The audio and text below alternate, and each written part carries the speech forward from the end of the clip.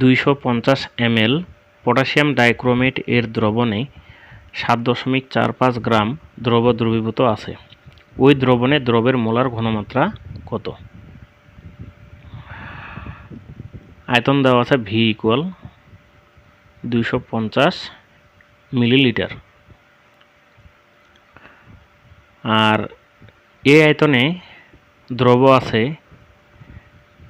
7.45 গ্রাম দ্রব দ্রবীভূত আছে। পটাশিয়াম ডাইক্রোমেটের আণবিক ভর K2Cr2O7, potassium 39 × 2 plus chromium 52 × 2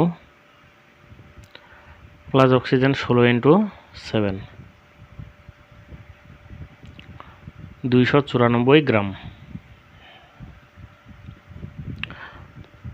molar ঘনমাত্রা কত? অর্থাৎ S = what? আমরা জানি S = W × 1000 ভাগ mv।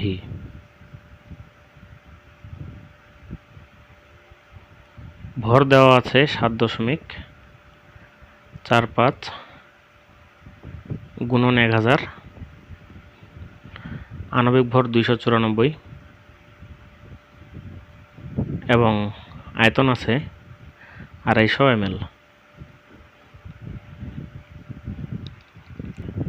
0.1 মোলার।